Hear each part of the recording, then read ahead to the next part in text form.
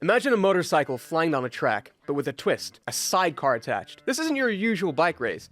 What makes sidecar racing so wild is that it takes two people working together, perfectly in sync, to make it work. One steers the machine, while the other, often called the monkey, is out there shifting their entire body to keep the whole thing balanced, sometimes hanging just inches off the ground at ridiculous angles. It's a high-stakes dance of trust, balance, and sheer speed. So, what's the deal with sidecar racing?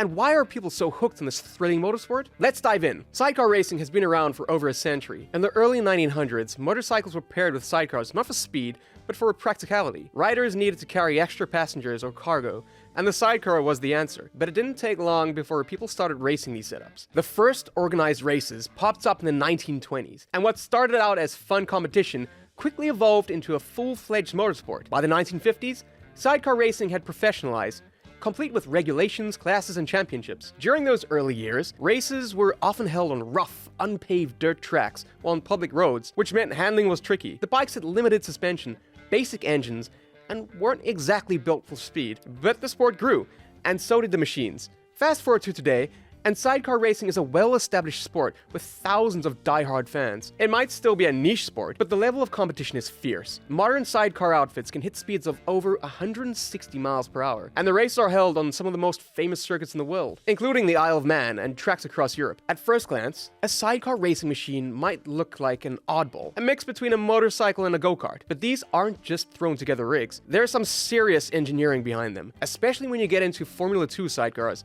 the most common class today. Most of these machines are powered by high-revving 600cc 4-stroke engines, often sourced from superbikes like the Yamaha R6 or Honda CBR 600RR. These engines produce around 130 horsepower, which doesn't sound like much compared to cars, but for a machine weighing about 350 kilograms, it's a lot. With that kind of power-to-weight ratio, these sidecars can reach over 160 miles per hour, depending on the track. On tighter tracks, they might top out around 130 miles per hour.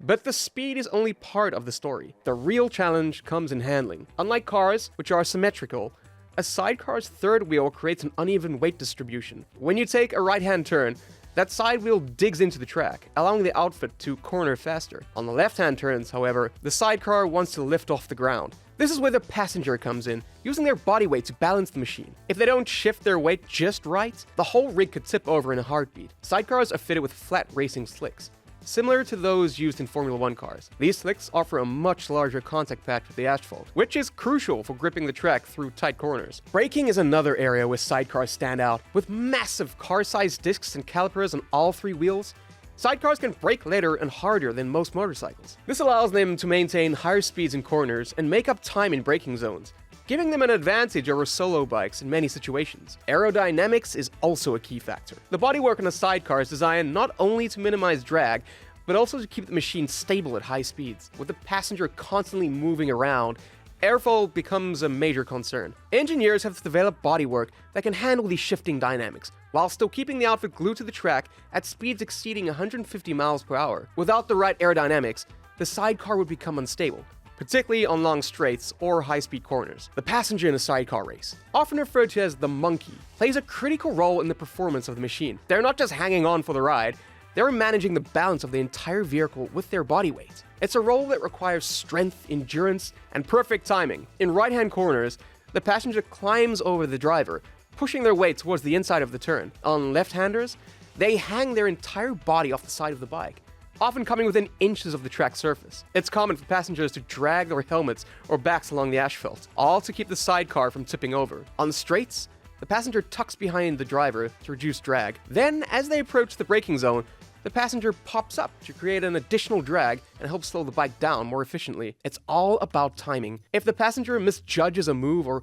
shifts their weight too late, it can throw off the balance of the entire machine, potentially causing a spin or worse. What makes the passenger's job even more physically demanding is the constant movement. During a typical race, which can last anywhere from 15 to 30 minutes, the passenger is constantly shifting their weight from side to side, all while hanging onto the sidecar with their hands. The physical toll is intense. Passengers need incredible upper body strength, core endurance, and grip strength just to hold on. Many passengers train like rock climbers, focusing on core stability, grip strength, and endurance workouts to keep themselves in top shape. The Isle of Man TT is widely known as the most dangerous motorsport event in the world, and for sidecar racing, it's the ultimate test. The TT features a 38-mile street circuit known as the Snæfell Mountain Course, which weaves through the tight village roads, forests, and mountain passes. With over 200 corners and minimal safety barriers, the risks are huge. There are no runoff areas or gravel traps like you'd find on a traditional racetrack. A mistake here means you're hitting a stone wall or worse, flying off a cliff. Sidecars at the TT can reach average speeds of 120 miles per hour, with top speeds nearing 160 miles per hour. What makes this even more intense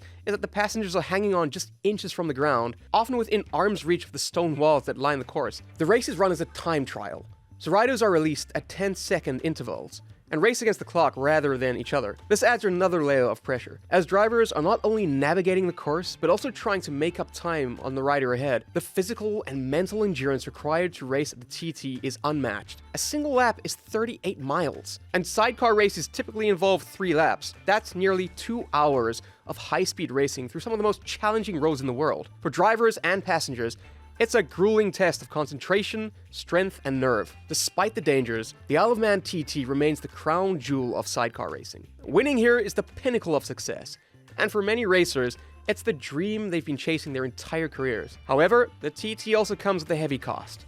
Over the years, many racers have lost their lives on the course. A stark reminder of the thin line between glory and tragedy. Becoming a top-level sidecar racer doesn't happen overnight. Both drivers and passengers spend years honing their skills. Many racers start in solo motorcycle racing or karting before moving into sidecars. Once they do, the learning curve is steep. One common starting point for newcomers is mini F1 sidecar racing, which takes place on karting tracks. These smaller, less powerful sidecars allow drivers and passengers to get a feel for the dynamics of a sidecar outfit in a safer environment. While the speeds are lower, the techniques are the same. This helps racers learn how to handle the unique weight distribution and balance that sidecar racing demands. Training is intense, especially for the passengers. They need to be in peak physical condition to handle the demands of a race. Most passengers train like gymnasts or rock climbers, focusing on core strength, upper body endurance, and flexibility. Many passengers report that after a long race, their bodies feel like they've been through a wrestling match. Like most motorsports, sidecar racing is evolving. Advancements in technology are pushing the limits of what these machines can do. Aerodynamics is a big focus right now, with teams using wind tunnel testing to refine bodywork and reduce drag. The use of lightweight materials like carbon fiber is also becoming more common, helping sidecars accelerate faster and handle better in the corners. Safety is another area where the sport is making strides.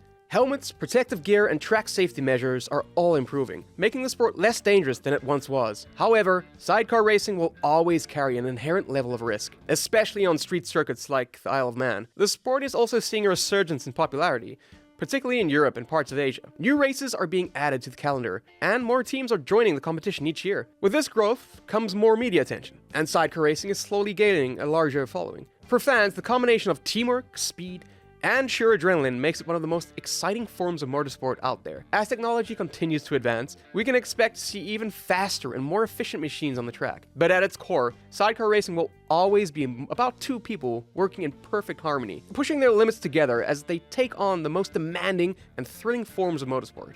If you found sidecar racing exciting, stay tuned for more adrenaline in the future.